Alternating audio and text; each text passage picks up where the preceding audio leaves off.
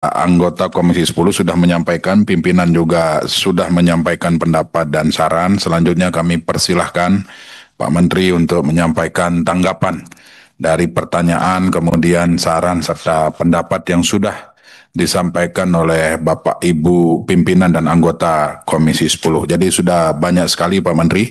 Ya, Waktu kita kurang lebih 17 menit. Mohon dimaksimalkan. Kami persilahkan. baik. Terima kasih pimpinan Komisi 10, pimpinan rapat Pak Lalu Adrian, Bapak-bapak, Ibu-ibu anggota Komisi 10 yang saya hormati. Pertama, saya ucapkan terima kasih atas tanggapan, masukan, saran, kritik yang telah disampaikan terkait Buktikan pembuktian sejarah. Mohon Pamdal untuk Pamdal. terima kasih. Ya, saya rasa cukup ya. Cukup. Ya, tolong kembali ke tempat masing-masing. Awasi sisa yang baru. Ya, cukup.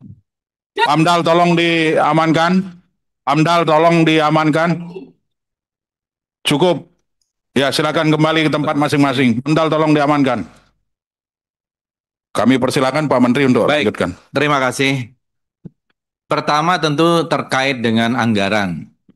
Ya, saya kira menyangkut masalah anggaran ini kita telah bicara dengan Kementerian Keuangan, pagu indikatif yang diberikan kepada semua KL ini memang hanya kebutuhan dasar. Ini menurut informasi dari Sekjen yang juga dengan tim yang berkoordinasi dengan Kementerian Keuangan. Jadi hanya kebutuhan dasar terkait dengan belanja pegawai dan belanja operasional. Nah, telah dilakukan juga trilateral meeting untuk pengajuan tambahan anggaran ini pada tanggal 22 Mei untuk meminta tambahan sesuai dengan tadi yang telah kami sampaikan 4,9.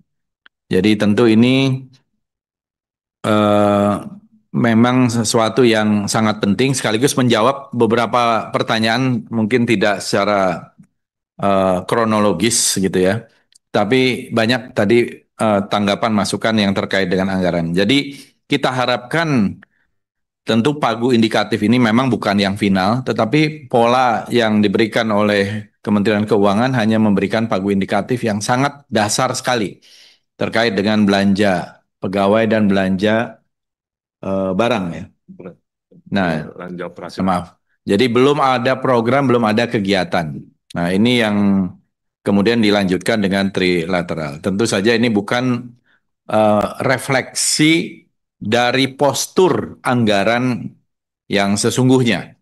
Nah, nanti kita akan memaksimalkan tentu saja sesuai dengan prioritas-prioritas pemerintah sekarang ini.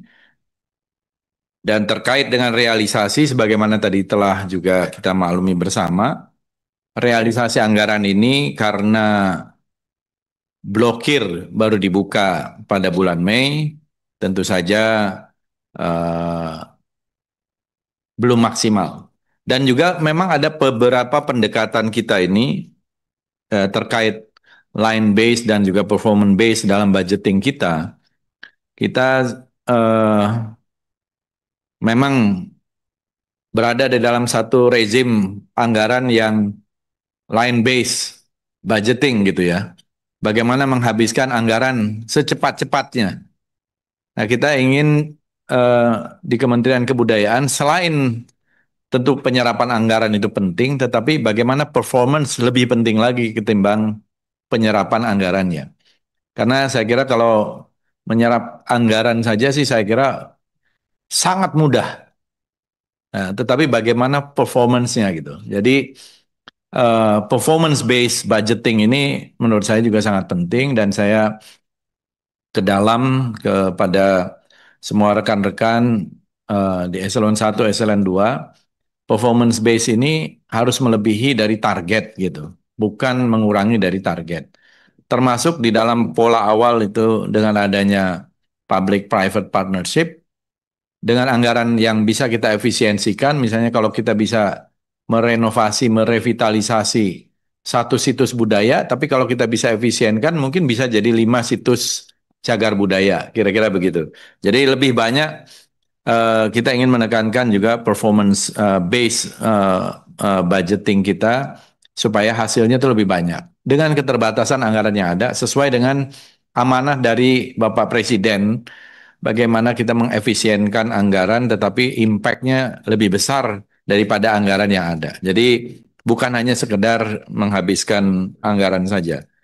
Lalu terkait dengan eh, gerakan seniman masuk sekolah, saya kira ini sudah cukup banyak. Belajar dengan maestro juga sudah berjalan. Eh, Dana Indonesiana, terkait dengan dana Indonesiana, kita berusaha untuk mempermudah dana Indonesiana ini. Memang cukup banyak komplain, cukup banyak keluhan dari kalangan seniman, budayawan, pegiat-pegiat budaya, terutama kesulitan secara administratif mereka eh, menyampaikan eh, kesulitan-kesulitan tersebut. Nah, jadi kita berharap ini karena ini bernegosiasi juga dengan LPDP dari Kementerian Keuangan untuk mempermudah dan memperbanyak. Dan kita memang harapkan lebih inklusif, lebih transparan. Semua penerima dananya juga akan kita tayangkan di website gitu ya. Dan juga kita berusaha menayangkan yang lama juga, yang lama-lama, yang dulu-dulu. Karena banyak penerimanya itu memang ini dana ini kurang terserap karena kesulitan-kesulitannya tadi. Jadi kita akan tayangkan siapa saja penerima dana Indonesiana dari awal sampai tahun 2024, kemudian yang baru ini yang baru dibuka sampai berikutnya. Siapa saja dan jumlahnya berapa. Nah, dan kita akan eh, buat laporan ini sehingga ada akuntabilitas di mata publik dan transparan, ya, sehingga tidak ada keanehan-keanehan, penyelewengan-penyelewengan di dalam penggunaan dana Indonesiana ini, karena keluhan-keluhan yang kita dapatkan dari berbagai pihak.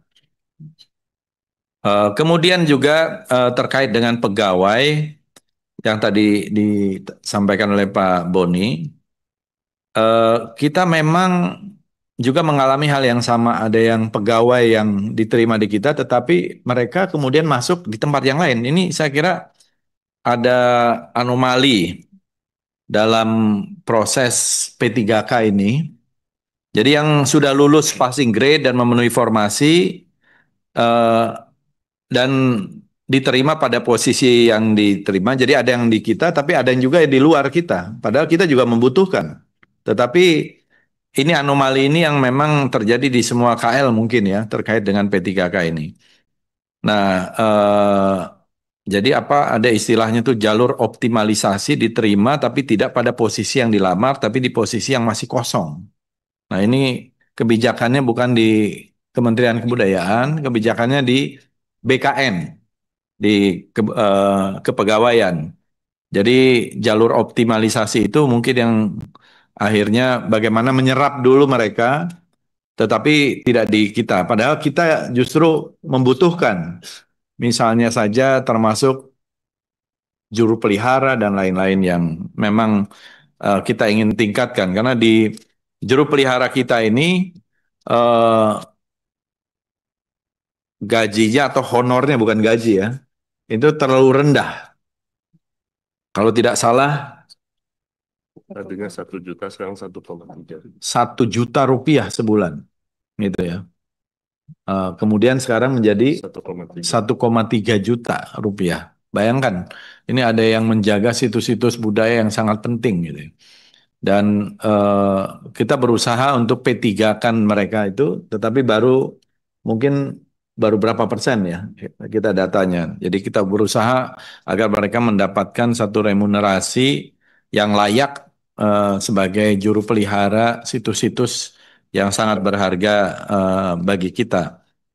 Eh, Lalu kita juga yang soal menyangkut masalah adat ya, tentu eh, saya kira kita melakukan berbagai kegiatan advokasi di komunitas adat dan juga nanti mungkin laporan-laporan itu ada hal-hal yang lain yang bisa dilakukan.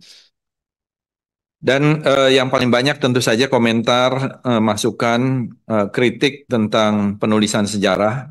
Saya ingin menegaskan lagi di forum yang sangat penting ini.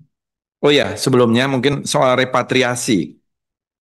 Sebelum ke sejarah, soal repatriasi ini kita lakukan dan saya sudah bertemu dengan Menteri Kebudayaan Belanda secara bilateral dan kita meyakinkan kepada Menteri Budaya Belanda untuk mengembalikan artefak-artefak terutama di masa kolonial.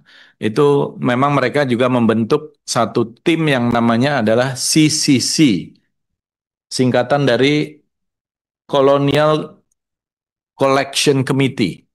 Jadi Komite Koleksi Kolonial. Nah, dan kita juga sudah membuat satu tim repatriasi yang tentu saja proses upaya untuk repatriasi ini sebenarnya sudah panjang. Bahkan dari awal kemerdekaan sudah dimulai. Nah, tetapi baru sebagian kecil saja yang bisa kita kembalikan. Nah, kita ingin meneruskan ini termasuk dengan benda-benda bersejarah yang sangat penting untuk dikembalikan dari Belanda.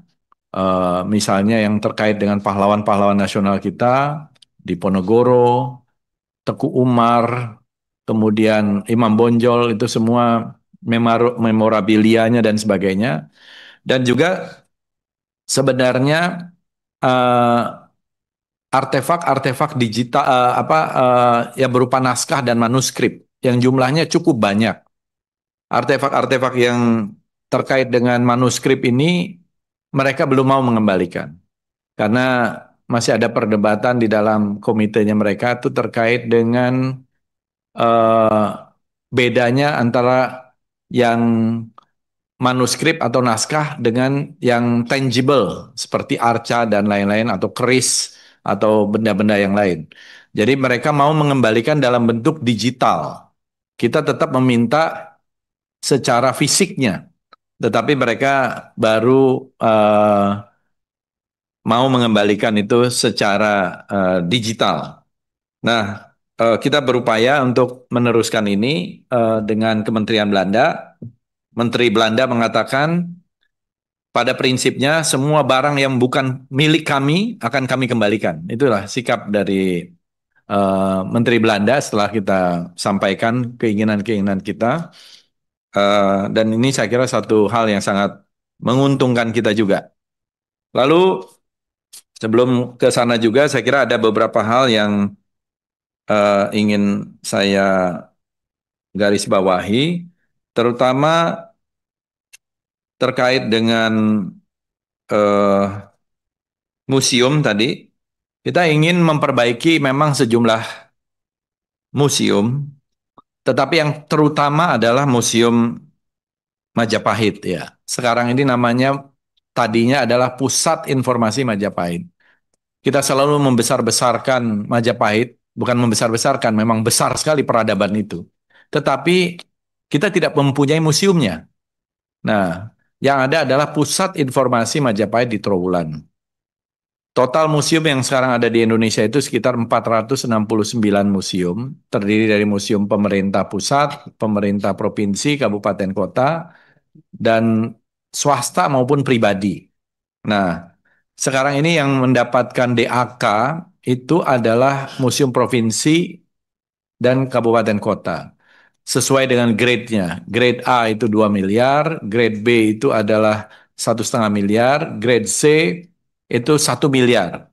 Dari situlah kemudian museum-museum provinsi, kabupaten kota itu bisa hidup melalui event. Ini adalah untuk yang non-fisik. Sementara fisiknya harusnya menjadi tanggung jawab dari pemerintah provinsi, kabupaten kota. Nah, namun ada juga yang perhatiannya berlebih, ada yang perhatiannya cukup, ada yang perhatiannya kurang, kira-kira begitu. Begitu juga dengan taman-taman budaya yang ada di provinsi kabupaten mendapatkan DAK itu dengan urutan yang sama, dan di Kementerian Kebudayaan kita yang melakukan gradingnya A, B, C itu yang A, B, dan C sama kira-kira 2 miliar, 1,5 miliar, dan juga 1 miliar kurang lebih. Nah, kita berharap di daerah-daerah melakukan hal yang sama. Tadi ada pertanyaan juga terkait dengan di daerah ini.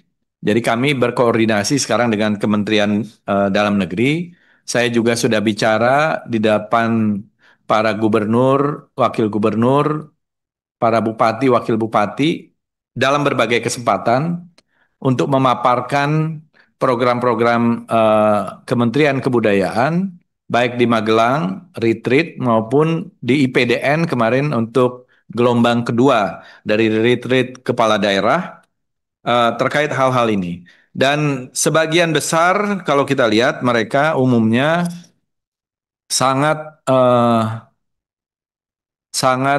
responsif untuk mengembangkan kebudayaan di daerah masing-masing dengan membuat ada yang dinas kebudayaan maupun kegiatan-kegiatan budaya, festival, dan sebagainya. Jadi ini adalah hal-hal yang terkait dengan pertanyaan, masukan dari Bapak-Bapak, Ibu-Ibu hadirin sekalian. Nah, terakhir terkait dengan sejarah.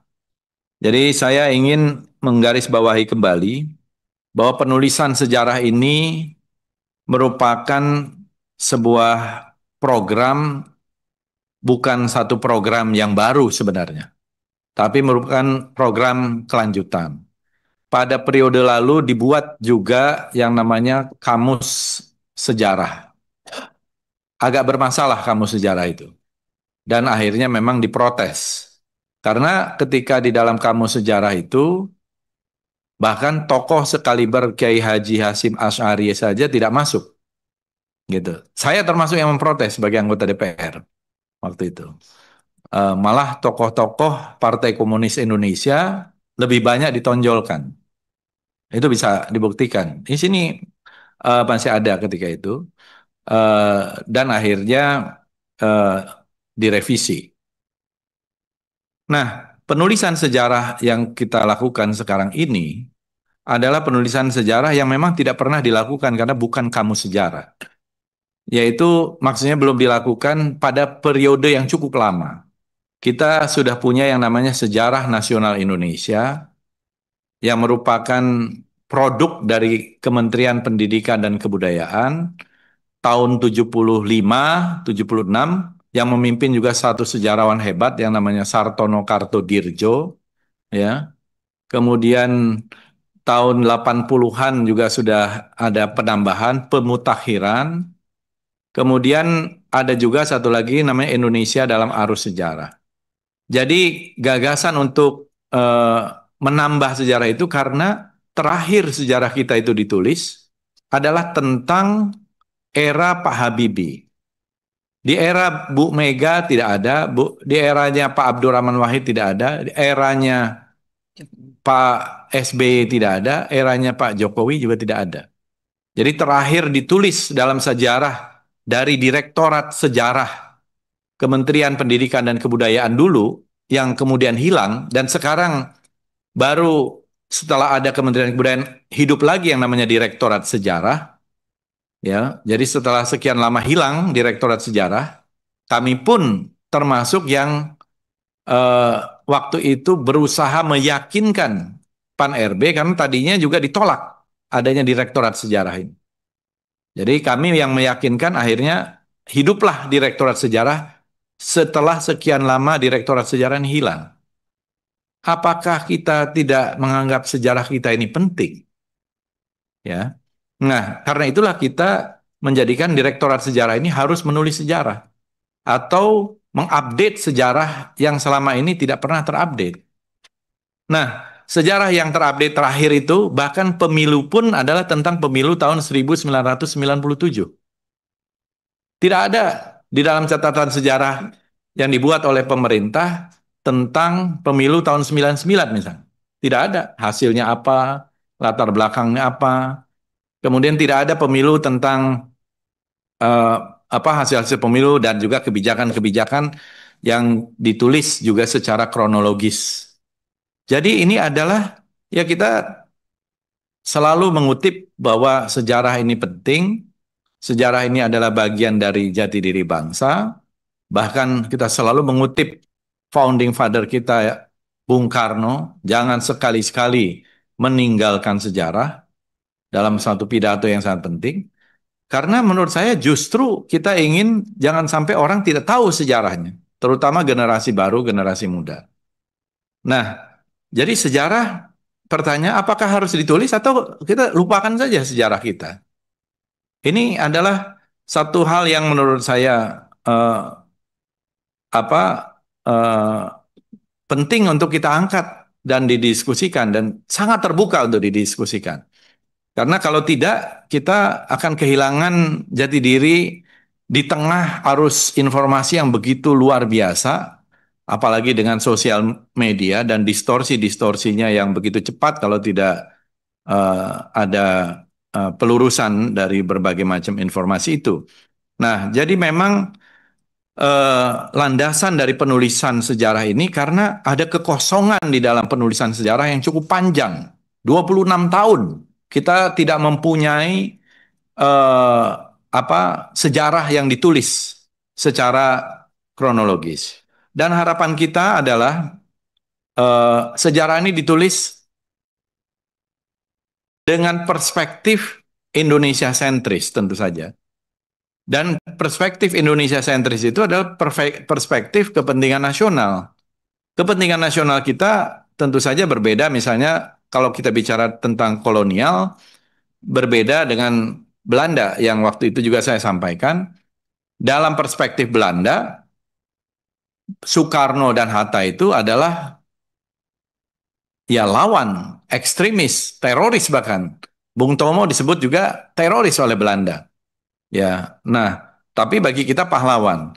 Dan di Belanda sendiri sekarang cukup dinamis mereka melihat perspektif itu. Mereka juga baru mengeluarkan buku bahkan 11 jilid tentang 45 sampai 50, ya 2-3 tahun yang lalu.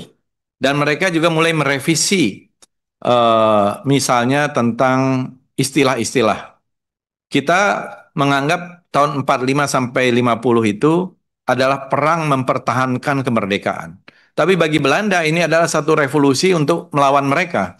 Makanya dalam istilah-istilahnya pun berbeda. Kita menyebutnya agresi militer Belanda pertama tahun 47, agresi militer Belanda kedua tahun 48. Tapi Belanda menganggap ini bukan agresi militer. Ini adalah aksi polisionil pertama, aksi polisionil kedua. Karena untuk mengamankan dan menertibkan kerusuhan-kerusuhan yang ada di Indonesia. Karena mereka menganggap Indonesia masih milik mereka. Ya, pada waktu itu. Setelah mereka terbebaskan dari Nazi dan memenangkan Perang Dunia Kedua. Dan ini cukup banyak, saya kira, update yang belum kita lakukan. Termasuk di masa-masa awal sejarah. Ini juga kita memang memperkenalkan istilah awal peradaban Indonesia atau awal sejarah. Kalangan arkeolog juga berdebat dalam hal ini. Para arkeolog tidak mau ada istilah baru. Mereka mau menyebutnya prehistorik. Tapi tidak semua arkeolog, ya ada beberapa. Prasejarah. Karena menurut mereka dalam textbook, prasejarah itu dimulai sampai adanya sejarah. Sejarah itu adalah ketika adanya tulisan pada abad keempat kalau di Indonesia. Berarti di Indonesia sejarah dimulai pada abad keempat. Sebelum abad keempat namanya prasejarah, kira-kira begitu. Nah, kami menginginkan karena Indonesia ini peradaban yang tua, maka kita ingin sebenarnya sejarah awal peradaban atau awal peradaban Indonesia itu dimulai dari paling tidak dari temuan-temuan itu 1,8 juta tahun yang lalu, sehingga membuat Indonesia ini adalah peradaban yang tertua di dunia atau salah satu yang tertua di dunia. Karena kenyataannya artefak-artefaknya memang demikian. Nah, sementara ini pihak-pihak Barat selalu menganggap kita ini muda, ya. Mereka menganggap kita ini peradaban muda. Sementara itu juga sudah ditemukan lagi di Sulawesi Selatan di tahun 2020 eh, rock art atau cave painting yang umurnya 40.000 tahun. Itu tahun 2014. Sekarang umurnya 51.200 tahun yang sudah dites dengan uranium series itu di Maros. Dan kemungkinan di Muna lebih tua lagi, umurnya 61.000 tahun. Jadi harus Interupsi pimpinan, ya. interupsi. Saya ingin Sebentar, Mas Boni, mau apa ini, menanggapi atau apa? enggak sedikit saja Pak Menteri, dengan segala hormat. Tadi mengenai kamus sejarah disinggung, itu editornya Profesor Dr. Susanto Zuhdi, editornya kamus sejarah itu yang tadi dipersoalkan. Dan Profesor Susanto Zuhdi sekarang juga menjadi editor proyek penulisan sejarah itu. Iya. Jadi saya pikir itu juga bagian dari masalah ya, saya pikir. Terima kasih. Ya, silahkan dilanjutkan Pak Menteri. Oke, jadi nanti saya akan ke sana. Jadi maksud saya adalah ada update-update dari berbagai macam informasi, temuan-temuan arkeologis yang sangat penting menunjukkan selain kekayaan budaya kita yang luar biasa, juga ketuaan peradaban kita. Sebenarnya ini yang mau kita tonjolkan. Termasuk beberapa temuan-temuan baru, misalnya dari situs Bongal di Sumatera Utara, tentang proses masuknya Islam, interaksi pada abad pertama Hijriah, abad ke-7, bahkan sudah ada juga artefak-artefak Bizantium di situ. Temuan dengan India, pengaruh dengan Cina yang saya kira sangat erat. Dan memang pada saatnya tentu ya yang namanya orang menulis belum selesai kalau kita publikasikan kan pada waktunya pasti akan diuji publik seperti yang kita harapkan. Mungkin dalam waktu dekat, dalam waktu singkat ini. Nah, selain itu, tone yang kita harapkan di dalam sejarah ini adalah tone yang positif. Ya, apa yang dimaksud dengan tone positif ini sebenarnya bukan kita mau melupakan sejarah yang seperti misalnya tadi yang disampaikan. Ini tadi kesalahpahaman yang sebenarnya tidak ada hubungannya dengan penulisan sejarah ya. Kalau kita misalnya ada konflik etnis yang terjadi di Kalimantan. Kalau kita digging, ini kan akan bukan menjadi satu hal yang menurut saya menguntungkan bagi kepentingan nasional kita. Etnis A berkelahi dengan etnis B, bunuh-bunuhan. Atau ada religious conflict seperti tadi yang disebutkan oleh Bu Mercy di Maluku, yang korbannya ribuan orang, ya, 10.000 orang yang ada di sana. Apakah kan kita harus mungkin maksud saya bukan mau menggali siapa yang memulai dan lain-lain gitu ya. Tetapi hard fact-nya saja mungkin ya. Ini sebagai satu pelajaran, jangan sampai ini terulang kembali. Saya kira begitu juga dengan kerusuhan Mei.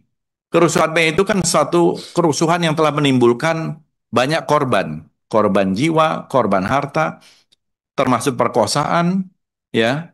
Nah, dan juga kita mengutuk, saya termasuk di dalam penjelasan karena itu sebenarnya saya bukan urusan soal penulisan sejarah, itu adalah pendapat saya pribadi soal itu.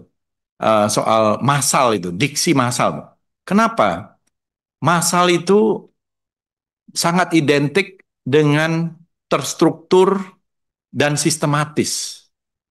Ya, ada perkosaan massal di Nanjing. Itu dilakukan oleh tentara Jepang terhadap Cina ketika itu. Itu luar biasa kejamnya. Begitu juga yang dilakukan oleh Serbia terhadap Bosnia. Di Nanjing itu korbannya diperkirakan 100.000 sampai 200.000. Di Bosnia itu antara 30.000 sampai 50.000. Nah, di kita ya saya tidak menegasikan bahwa itu terjadi dan saya mengutuk dengan keras, dan kalau ada fakta-fakta yang terkait hukum atau pendokumentasian, saya kira tidak ada masalah. Nah, semuanya kan ada fakta-faktanya apa secara hukum dan final ya. Misalnya pelakunya di mana dan seterusnya. Saya kira perbedaan-perbedaan pendapat mungkin di dalam forum yang lain, bukan saya sebagai Menteri Kebudayaan, saya siap sebagai seorang sejarawan juga dan seorang peneliti untuk mendiskusikan ini dan sangat terbuka, dan saya sudah diskusi ini 20 tahun lebih ya dengan mengkonfrontasi ini di televisi, di berbagai tempat, tidak denial. Sama sekali ini tidak ada urusannya dengan denial. Dan kita sangat menghormati. Bahkan di dalam buku sejarah itu, soal pergerakan perempuan itu luar biasa. Dan peran perempuan itu, kalau tidak salah, mereka, dan saya juga tidak ikut menulis, dan saya tidak ikut mengarahkan. Yang menulis buku sejarah ini adalah tentu para sejarawan yang mempunyai background profesi di bidang sejarah, ya. Mereka yang memang doktornya di bidang sejarah, guru besarnya di bidang sejarah dari 34 provinsi dan jumlahnya 133. Tidak ada apa, silakan tanya kepada mereka apakah saya melakukan intervensi. Ini harus masuk, ini tidak. Bahkan saya di eranya Bung Karno saja, saya katakan apakah di era Orde Lama itu ada istilah Orde Lama? Kan tidak ada. Jadi tone-nya kita positif juga mengembangkan termasuk pencapaian di dunia internasional yang luar biasa dengan konferensi Asia Afrika, gerakan non-blok dan lain-lain gitu ya. Begitu juga yang lain-lain. Kita berharap sejarah ini sebagai pemersatu bangsa kita gitu dari berbagai macam perbedaan. Dan kita mempunyai kelemahan-kelemahan. Ada etnik konflik kita pernah mengalami di Sanggauledo, di Kalimantan, di Sampit, di berbagai itu. Panjang juga sejarah etnik konflik kita. Ada religious konflik, itu juga satu kenyataan. Seperti yang terjadi di Ambon, awal reformasi dan seterusnya. Tetapi kan kita tidak ingin terpengaruh oleh narasi yang justru memecah belah kita gitu. Termasuk saya kira harus diakui apa yang sudah menjadi data-data fakta-fakta hukum dan kita mungkin perlu ketelitian, akurasi yang lebih dalam. Ya, saya tidak ingin memperpanjang. Misalnya sebagai contoh, pada awal-awal reformasi di dalam perdebatan pada waktu itu, silakan baca ini majalah Tempo yang baru terbit pada waktu itu, tahun 98. Dibaca di sini dan bisa dikutip. Bagaimana mereka juga melakukan, kalau tidak salah seorang wartawannya mengatakan investigasi 3 bulan soal perkosaan massal itu. Ada kesulitan. Sidney Jones mengatakan tidak ketemu satu orang pun korban. Sidney Jones ketika itu. Kemudian memang ada data dari TGPF. Data ini saya punya dan saya sudah baca di tahun 98. Ya, data TGPF ini dan saya punya bundelnya lebih lengkap. Dan cukup banyak. Kita bisa berdebat. Kalau ada, kita harus kutuk dan kita harus kecam dan harus orang yang melakukan itu harus ada. Tapi ketika itu juga jangan sampai kita masuk dalam narasi adu domba dari kekuatan asing ketika itu. Yang memang ingin memframe. Misalnya sebagai contoh. Dalam salah satu tulisan ditulis, sebelum melakukan perkosaan massal, mereka meneriakan Allahu Akbar. Ada. Ini ditulis di majalah Tempo. Ini kan mengadu domba. Begitu juga mereka yang melakukan perkosaan massal itu berambut cepat. Arahnya ke militer. Kita tidak ingin ini menjadi narasi adu domba dan kita kemudian mengenyamnya tanpa ketelitian gitu. Pendokumentasian yang kokoh. Itu masalahnya. Tapi kita harus akui bahwa jelas itu ada perkosaan dan itu terus terjadi juga. Ya, tetapi secara hukum kita sulit untuk mendapatkan misalnya pengadilannya gitu. Kan penembakan Trisakti ada fakta hukumnya, ada pelakunya, apa yang lain-lain juga begitu. Semuanya ada. Nah, ini yang kemudian menjadi final. Jadi kita tidak ingin narasi ketika itu. Apalagi waktu itu juga dimuat di berbagai situs seolah-olah perkosaan massal, tapi foto-fotonya itu adalah foto-foto di Hong Kong, di Jepang, dan dari situs-situs. Di sini bisa dibaca. Ini masih tahun 98. Pertama kali Tempo ini kan dulu di Bredel. Baru 98 terbit kembali. Nah, di sini ada. Jadi kemudian ada juga di Far Eastern Economic Review tentang foto-foto yang ketika itu diambil dari situs-situs website. Jadi bukan di Indonesia. Itu ditulis oleh Jeremy Wagstaff. Nah, jadi ada hal-hal yang menurut saya perlu pendokumentasian yang lebih teliti gitu. Supaya jangan sampai kita nanti menimbulkan satu hal yang memecah belah. Ini sebenarnya kita harapan. Dan memang buku sejarah ini tidak membahas tentang Mei 98. Itu hanya satu snapshot, karena hanya kecil. Kecuali kalau kita berbicara menjadi dalam gitu ya. Karena ini bicara dari satu arkeologi dan terusan dari era reformasi yang tidak ditulis itu. Termasuk pencapaian pemilu dan lain-lain. Dan ini pasti diuji publik karena tidak ada yang perlu kita rahasiakan di sini. Izin Pak Ketua. Izin. Ya, gimana, Bu? Semakin Pak Fadlizon ini bicara, rasanya kenapa semakin sakit ya? Soal pemerkosaan. Mungkin sebaiknya nggak perlu di forum ini, Pak. Karena saya pas kejadian itu juga ada di Jakarta. Sehingga saya tidak bisa pulang beberapa hari.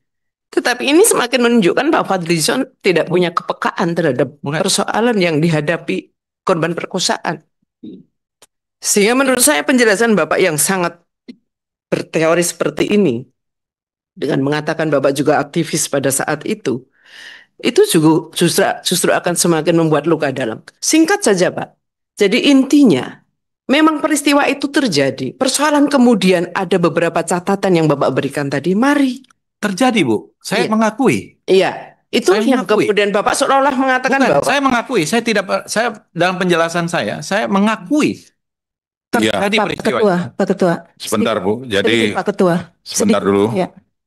Jadi tadi Pak Fadlizon sudah menjelaskan bahwa beliau sebenarnya mengakui perkosaan itu ada, Iya. tetapi ada diksi massal itu yang Ya, beliau informatoris pertanyakan. Pak Ketua soal diksi masal ini Pak Ketua. Kalau boleh. Ya, makanya ini dijelaskan dulu sebentar, Ya. Bu. Ibu, Ini sudah dijelaskan, kita boleh interupsi sebentar informatoris. ya, Ya, singkat Bu ya. siapa?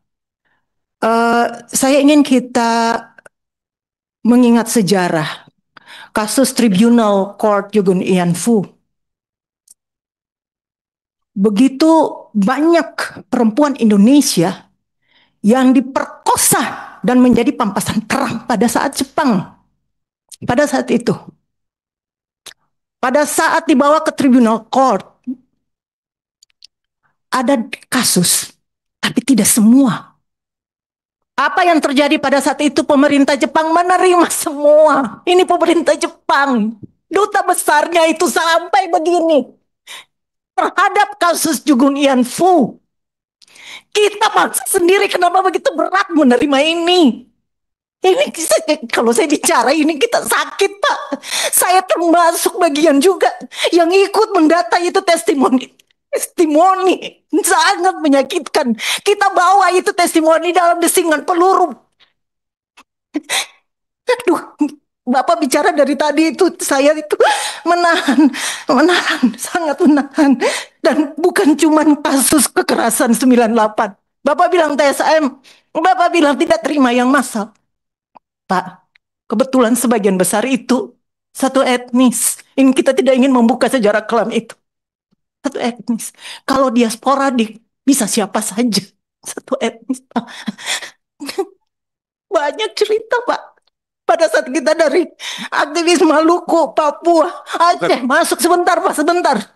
Pada saat bahwa seluruh testimoni kasus kekerasan seksual dari Maluku, Papua, dan Aceh, kita sementara juga membahas, mendengar langsung semua peristiwa pada saat itu dan baru saja tahun 98 itu rilis pertama dibuat.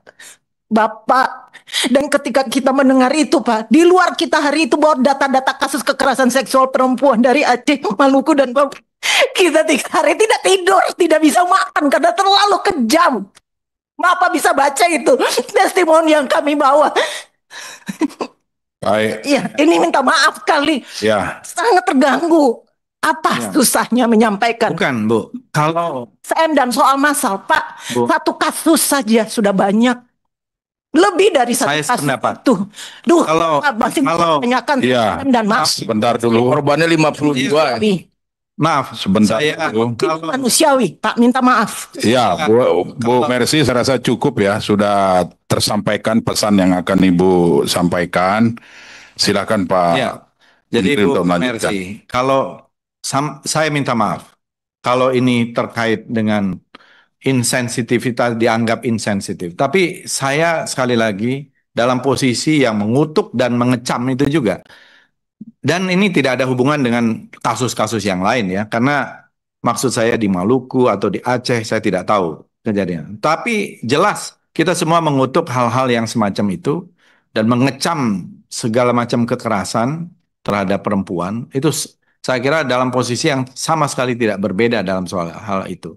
Nah, cuma secara spesifik tadi, kalau ada sedikit perbedaan pendapat terkait dengan diksi itu, yang menurut saya itu pendapat pribadi, ya, yang mungkin kita bisa dokumentasikan secara lebih teliti lagi ke depan.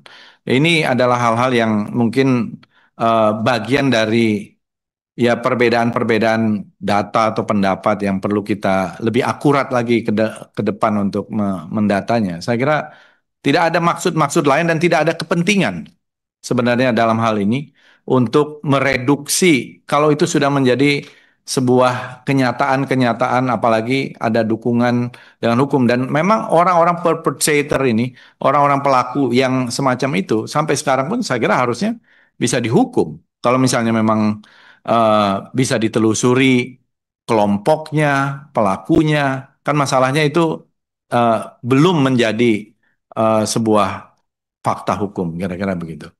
Jadi tidak ada maksud-maksud lain dan tidak sama sekali mengucilkan atau mereduksi, apalagi menegasikannya gitu. Terima kasih. Baik, saya rasa cukup ya, Pak Menteri sudah menyampaikan tadi terkait klarifikasi dan penjelasan beliau. Dan poin yang kita bisa dapat di raker kita hari ini bahwa beliau juga secara pribadi menyampaikan bahwa mengutuk dan mengakui bahwa itu ada, tetapi diksi persoalannya adalah diksi massal itu tadi. Itu yang kita minta Itu pendapat dicabut. pribadi ya. Pendapat pribadi beliau. Itu yang kita minta Nanti mungkin dicabut. begini, ini kan agenda kita juga banyak, nanti kita punya forum sendiri dan bahkan waktu rapat sebelumnya kita juga sudah menyampaikan beberapa kesimpulan, salah satunya adalah mempercepat uji publik itu Pak Menteri. Nah, mohon ini segera diagendakan agar persoalan ini tidak lari kemana-mana dan publik tidak resah dengan berbagai statement, berbagai pendapat dari masing-masing kita pribadi.